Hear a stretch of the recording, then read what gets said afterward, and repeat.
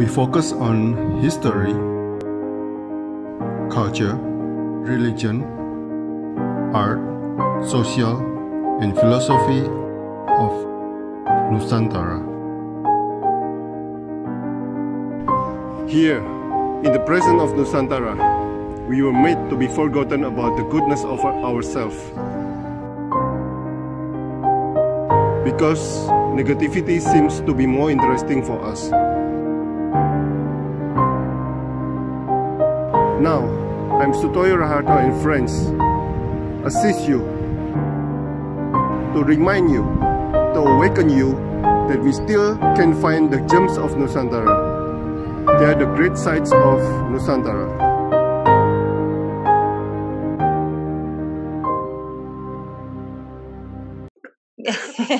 Well, we're a new company now, so actually today is our 1 year anniversary. Oh, 1 year. 1 year of working with our local team. Oh. So it's pretty exciting. Yeah, just about 1 year ago was when I finally received my kitas, because we had it in process for many months, but Corona slowed everything down. Yeah. So I finally got my paperwork in August, and I had just been doing everything as a hobby and practicing and trying to learn. So as soon as I got my paperwork, then I went out to the locals and said, okay, who wants to learn how? And so we have 11 weavers here locally in Selang Blana. And that's kind of what we consider our anniversary, is when we had our first meeting with that team. So that was 1 year ago today. Yeah. Oh, wow. Yeah. So, a lot happened in 1 year. So do you use a modern machine or traditional manual? Yeah, it's a mix. It's a mix. We have a couple different categories of products. Yeah. So the first, we use an oven, and that is where we make our bowls. So that the bowls that we make are created in a stainless steel bowl, like a stainless steel mixing bowl, like a baker. Yeah. And we put plastic pellets in that bowl. That goes in the oven and melts. And then I create designs with spoons and whatnot to stir the different colors of plastic together. And then when that's melted, I take a second bowl and press it inside the bowl, which then pushes the plastic up and creates the bowl shape. So we're making those with stainless steel bowls and an oven. Next, I mentioned the local weavers here. Everything is manual with this team. We make a type of rope or tali out of recycled plastic and scrap fabric, or recycled plastic and natural fiber, or recycled plastic and recycled plastic. So that team first twists that tali. And then once we have the rope, then we make different products like rugs, tote bags, wall hangings, things like that. Then I have a team in a village called Beleka, and those folks are rotan weavers. And what we do with those artisans is we take rotan and we wrap the rotan with recycled plastic bags. So we collect the bags, wash, dry, cut the bags into strips, and then wrap it around the rotan as they're weaving a rotan basket or whatever. Then we have another team in a village called Sukarara, and those are the traditional Sasak textile weavers. So they're using the traditional Lombok looms. And similarly, we collect plastic bags and sachet packets. And we cut all of that into strips, and then they're weaving with cotton, and then they weave in the plastic and use the traditional loom. Then I also have some silversmith workers that do everything by hand, where I'll make plastic molds and they'll put silver around for earrings and things like that. And lastly, I'm working now with local pottery artisans, where they'll just create a traditional pot, but then we'll do decoration on the outside with the tali that I mentioned.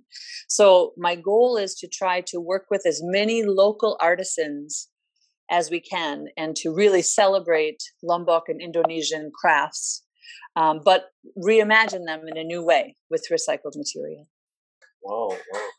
So, can I begin now? Yes. I might have answered some of your questions already. Sorry. Yes. Good morning, Elissa Gjertson, a director and designer at Plastik Kembali. So, what is Plastik Kembali, Elissa?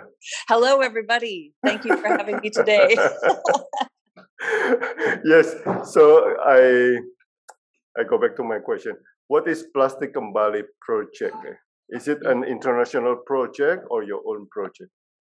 So Plastik Kembali is a group of people and artisans, and we create home goods, arts and crafts from recycled plastic collected in Indonesia. We started in Seorang, Lombok, and that's currently where we're headquartered. And currently we are delivering products across Indonesia. At this point, especially with Corona, international shipping has been a little bit difficult and expensive. So hopefully over time, we'll be able to send our products globally. But for now, we're really focusing on building our market here within Indonesia with individual customers, as well as places like hotels, restaurants, villas, other tourism-focused businesses. So with this Corona time, is there a lot of plastics there in Lombok? Oh yes, because there's no tourists, right? The tourism numbers have gone way down, but still, plastic waste washes up from the ocean, from other islands. And we also have a lot of plastic waste from locals because there's no waste infrastructure currently across our village or across Lombok for that matter. So there's definitely continues to be a lot of plastic waste. Wow. So you buy the plastic waste? Yeah, so we have a couple different ways that we acquire plastic waste. We have a couple different categories of products, and depending on the type of product, it uses a different type of plastic. So locally, we create products that are made with recycled plastic bags or sachet packets. And those, when we work with our artisans, those team members are collecting those materials, washing, drying, cutting them, and then creating whatever product it is. And so when I pay them for a product, I buy a product for them, that collection portion is built in to their product price that I pay for per product. I also take donations from people. We have many businesses and many different groups around the island that give us their plastic bags. Those are the main things we collect, our plastic bags. So we have many people keeping an eye out and picking them up as they see them.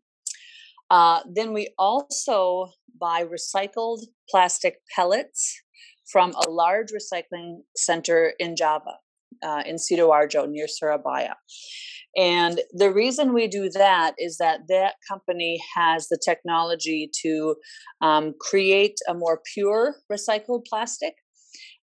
We've done experimentation with collecting plastic off the beach and shredding it and trying to sort it correctly. And it's unfortunate that it doesn't quite get as clean when we try to wash it. So any contaminants that are on the plastic, and we put that into the oven and heat it to melt it, then we have toxic fumes. So that's been one challenge. The second is it's difficult to sort plastic correctly. Many plastics look and feel alike. And so that's why we like working with a more experienced recycling company, because they're able to more purely separate the plastics. And that's very important, because when you're putting plastic in an oven or in any machine that heats it to melt it, plastics that are different have different melting temperatures. So that's why it's really important for other plastic artists out there who are getting started or people interested in this line of work to really understand the different types of plastics and work with companies that really understand the importance of separating and cleaning it properly. Oh, interesting. Mm-hmm. So, how did you decide Lombok as your base for Plastik Kembali? Does Lombok face more plastic problems than other places, or because of Lombok is beautiful? Yeah, that's kind of it. Because Lombok is beautiful. Yeah, my husband and I came here originally just for 3 months. My husband was put on an expat assignment, and I was working remotely. I owned a marketing company at the time, so I could work abroad, no problem. We traveled many places across Indonesia, Bali, Yogyakarta, Kalimantan. And when we came to Lombok, we just, wow, thought it was the most beautiful place. And the people were so warm and welcoming. And so we kept coming back here on the weekends. And then we started to talk about how could we maybe retire here. And then we thought, actually, we want to live here sooner than later. Coming from a cold place in the U.S. called Minnesota, which has winter most of the year. So we found a great village in the south of Lombok called Selanglanak, and found a nice piece of land and started to look into starting a company and buying land and building.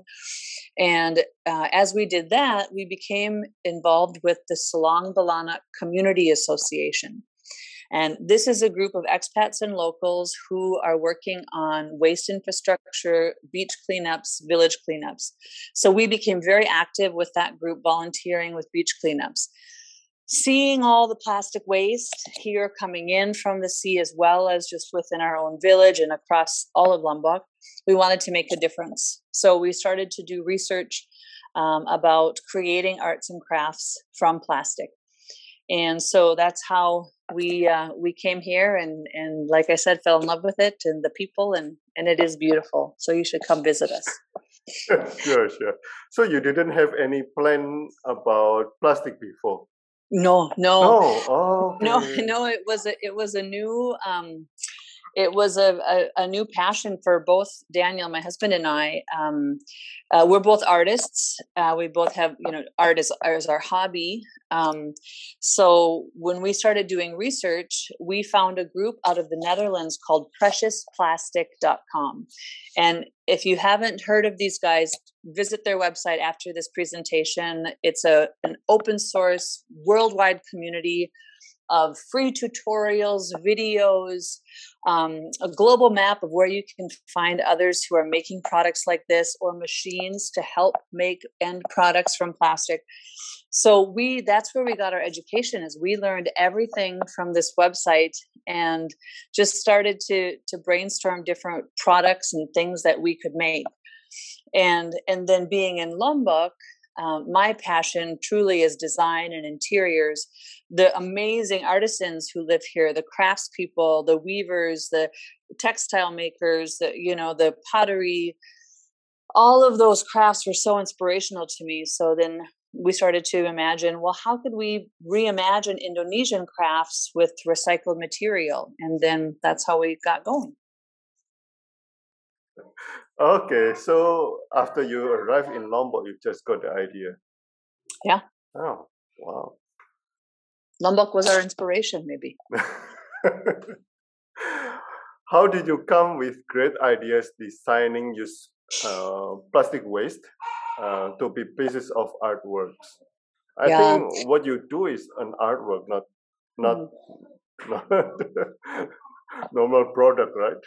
Yeah, thank you. Well, it is true that every single piece is unique. Yeah, every single piece is handmade. Mm-hmm. Everything is made from the plastic that we find. So the colors are always going to vary. So, the idea is really, as I mentioned, I really love interior design and graphic design of all types, product design. And I started to think about Indonesian crafts as a way to express a changing time. Materials are changing now. We have this abundance of plastic that cannot be recycled. And what can we do to help clean up our environment, but also see this plastic waste as something that could be valuable. Plastic is an amazing material. It's strong, it's durable, it lasts forever. So those are the good things about plastic and also the bad things, right? So it's this coin that we try to talk to our customers about both sides of it, that it's very frustrating when it's washing up on our oceans, on our beaches. But at the same time, if you want a durable material, plastic is that. So there's different tiers of work to do. Obviously, I think that there are many important groups, and I think this is the wave of the future, is we have to get companies to stop making products in single-use plastic. We have to stop the way that we're producing plastic in such a flippant way. It uses finite resources to make virgin plastic. It's a very durable but problematic material in our world. So we, really applaud people out there, groups that are trying to stop companies from using plastic, to helping those companies find alternatives or create a circular model where they're taking their packaging back and either repurposing it or creating something new with it. For us, we're the type of company, or the group in this chain of trying to deal with the plastic that's already here. So as we do that, coming up with the fun ideas was really taking a look at everything we use in our day-to-day life, inspired by Indonesian crafts, art that we have in our homes, things that are around us that inspire us. And that was really the inspiration of how could we kind of blend those two worlds of traditional crafts with a new material that is a challenge for our world, but also has opportunity and inherent value. Wow, interesting. Yeah. So you said your company is just 1 year, right? Yeah. Yeah. Wow. Before that, you did a lot of research about plastic waste. Yeah, we did. I think probably for about a year before that, I was experimenting with making bowls. Daniel and I were trying, learning how plastic melts and how to get the right temperatures and how to make cool patterns. And but then the ideas for the Indonesian crafts, that was really what kicked off about a year ago, when we were able to start to work with people legally, having the right paperwork, and being able to really collaborate with local artisans and learn from them as well. Oh, wow. So you use like what is that? You use traditional machine or modern machine? No, it's a mix. We use an oven we make bowls as one of our signature products. Is it oven for baking? Cake? Just for baking. Yeah, just for baking really? cake. Yep, just any standard oven. You could do in a toaster oven. We happen to have a large 3-stack industrial oven, just so I can make more bowls at once. But yeah, you can just use any type of oven, and there are tons of videos and tutorials online. If you Google how to make a recycled plastic bowl, really, if you have any idea for a recycled plastic product, Google how to make it out of recycled plastic, and somebody has probably done it and made a cool tutorial. Yeah.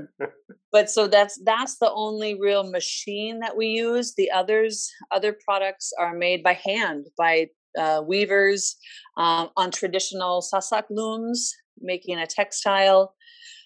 So yeah, it's mostly handmade or with traditional machinery that doesn't require electricity or a big investment. Yeah.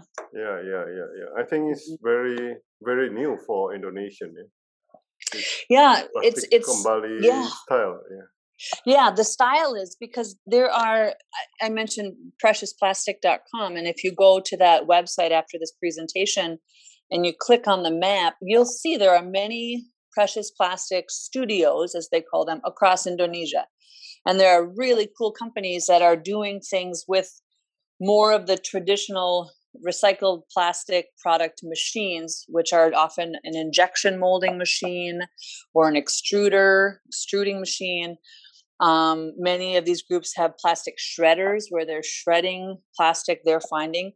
And some of these teams across Indonesia and across the world are making beautiful, amazing things with these machines where you put more of a mold, attach a mold to the machine, and it will create a very slick, very professional, very, machine-made products. Yeah.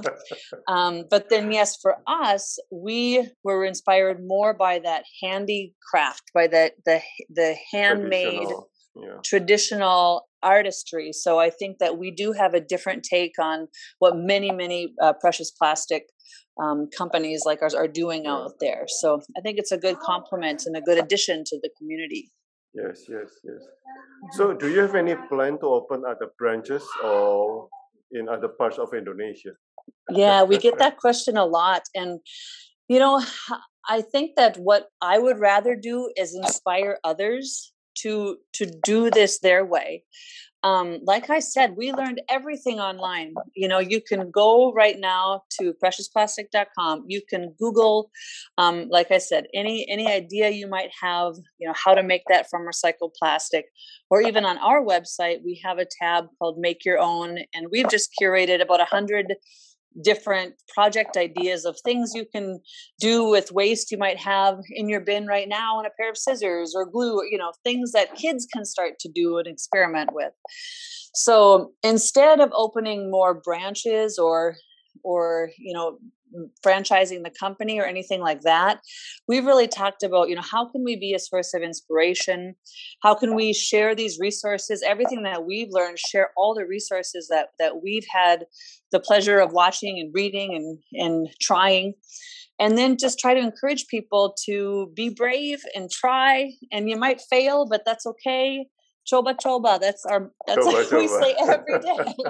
Just, try. And if you have an idea, the more you practice at it, it gets better and better. And so I think that my goal would be to be able to have someone say, yeah, we saw your products and we watched those videos and here's our interpretation. Here's my art. Here's what, my community has come together to do. Because like I said, there's a lot of things you can do that you don't need big fancy machines. Yeah, it's true. Yeah, just need a little bravery and some inspiration. And good intention. Yes, exactly. Sometimes we don't have spirit to do that. Yeah. Well, that's what I hope to be, is the spirit to inspire other people across Indonesia to try. So what is special about Indonesia according to you as a recycle producer? Yeah. One of our sayings is our goal is to take one of Indonesia's biggest challenges, plastic waste, and transform it through one of Indonesia's greatest strengths, arts and crafts. And I think that Indonesia has a unique opportunity to lead the way in this endeavor. As we've been talking about, the creativity, the artistry, these traditional crafts that are passed down from generation to generation are so beautiful and such an important part of this culture. And I believe that Indonesia has a way to make recycled plastic relevant in a new way, a way that modernizes some of these crafts in a new way, that reimagines some of these crafts in a new way. And I think that could be a really exciting path, an exciting way for Indonesia to deal with and transform this plastic that has really become a part of everyday life. So, I think about, for years, Nenek was making the baskets from banana leaf or pandan leaf, because those were the abundant materials. Now the abundant material is plastic waste. So we can complain about that or be sad about that, or we can do something positive with that. And because plastic can be a very durable and long-lasting material, can we use those positive properties in a new way with crafts and help people see waste in a different light? Yeah. Interesting, huh? Yeah. And one last thing I'd like to add to that actually is it's also valuable. there's many trash banks across Indonesia. And I mentioned the larger recycling company we work with in Java. Those companies are buying plastic. So, I often say when I do talks with students, if you were walking down the beach and you saw rupiah all over the sand, would you just leave it there? Or would you pick it up? Oh no, I'd pick it up. I said, well, that's what plastic waste is. It's coins. It's coins everywhere. Yeah. The more you can collect, there are people that are very interested in buying that material. So I think showing the value of this waste product and how many organizations want to use it to make new products, to clean up our environment, to create a circular economy. Those people are all across Indonesia and excited to do so. Yeah. 15 years ago, I wanted to do this business actually. Mm-hmm. Yeah, it was but okay. I want to show you. I want to ask you some of the pictures. So these are wall hangings. So this is our team finds these different fronds from palm trees or whatnot, and then the colors on there is a recycled tali rope that is made with recycled plastic bag and scrap fabric. So first the team hand twists the tali. We've made over 150 kilometers of this rope. So we make the tali first, and then the team is just finding different branches and palm fronds just around South Lombok, and then they're weaving the tali in and out of that natural fiber. And then some of these are up to a meter wide. They're big wall hangings for homes or villas or hotels. Oh, it's a decoration. Yeah. And wow, this is beautiful. Yeah, thank you. So this is made with tali again, but how these are created is on a metal grid, like chicken wire, like a metal grid, yeah. And we take smaller pieces of the tali and attach. This is a very meticulous process that takes a long time, but we have a large metal grid, and then we attach one by one these colorful pieces of tali, and then we open them up to make this little pop art or little flower art here. So you sell it as an artwork, or? Yes. Yeah. Oh, okay. Yes. Mm-hmm. Yeah. Okay. This one. Oh, wow, yes. This is beautiful. Thank you. So this was one of our first products that we brought into the artisan community. So the bottom part is that plastic bowl that we make in the oven, as I described, and then we take this bowl to the craftspeople in this case, the village of Baleka, who's wonderful rotan artists, and then we discuss adding either just an edge of the rotan or going up into a vase or a larger basket. So we talk a little bit about the design. And, I usually bring, 20 bowls or so, small, medium, large. And then their team drills the holes. You can see holes are drilled where the rotan comes up from the plastic. And this has been a really fun collaboration because oftentimes you can see things like that done with pottery on the bottom. It's just reimagining a traditional Indonesian craft with recycled plastic. Yeah, this is beautiful. And this is also unimaginable. Ooh, this is our signature bowl. Our signature bowl here. And these are actually an interesting set of bowls, because this set that we're looking at right here is actually made from aqua water gallon tops. Mm-hmm. Yeah. And that is actually HDPE plastic, which is different than the bowl in the picture, the previous picture that was polypropylene. So this melts at a little lower temperature, but the color is so vibrant So I'm always on the lookout for aqua water gallon tops. I will take them or buy them. So if anybody watching right now, get in touch with me if you can start collecting aqua water gallon tops. They make beautiful colors. This is just so beautiful.